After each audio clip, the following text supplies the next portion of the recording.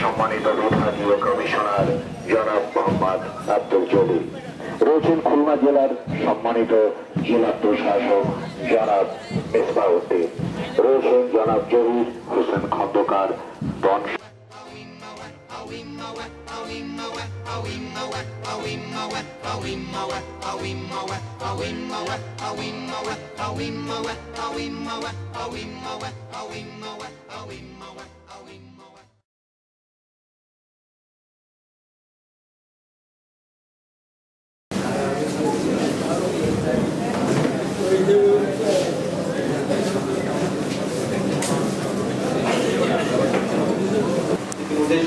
বাঘ বাঁচান মায়ের নতুন করার সময় তাকে খাল পার হতে হয়।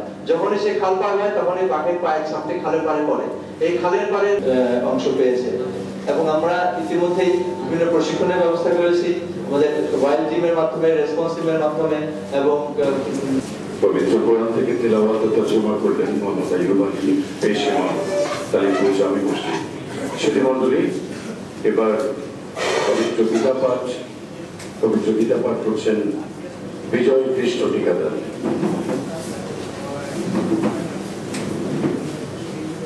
এই জলদস্যু গণদস্যু এরা কিন্তু বাঘের ভয়েও একটু দূরে দূরে থাকে, আর যদি বাঘ না থাকলে সব কেটে দিতে পারে।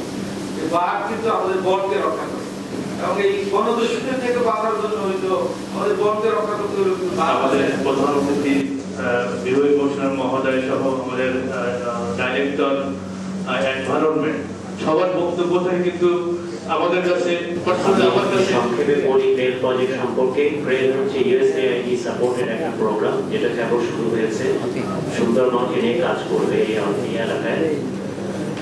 তো আমি মনে করি যে আমার যে ফিলিংটা সেটা হচ্ছে যে এই সুন্দরবনকে ঘিরে অনেকগুলো প্রোগ্রাম, অনেকগুলো প্রজেক্ট কাজ করছে, এনজিও কাজ করছে। আমরা যারা সুন্দরবনের কথা বলি, সুন্দরবনের জীব বৈচিত্র্যের কথা বলি, প্রাণী সম্পদ বাঁচানোর কথা বলি, জলজ প্রাণীগুলো বাঁচানোর কথা বলি, তাদের এখন একটি জায়গায় আমাদের আসা উচিত। আমরা কি সুন্দরবনকে রক্ষা করবো নাকি আমরা কয়লা ভিত্তিক বিদ্যুৎ কেন্দ্র, আমরা জাহাজ ভাঙ্গা শিল্প, আমরা বড় বড় সাইলো, আমরা ইসের যে আক্রাম পর্যায়ের ওখানে কয়লা রাখার জন্য স্তূপ, অনেক বড় বড় কিছু প্রজেক্ট কিন্তু সরকারের হাতে রয়েছে।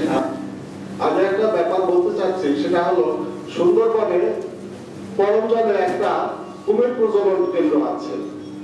এই কুমির প্রজনন কেন্দ্রটা কিন্তু প্রথম এর উদ্যোক্তা বা উৎসাহদাতা ছিলাম আমি তখন করমজলের দায়িত্বে ছিলাম। তো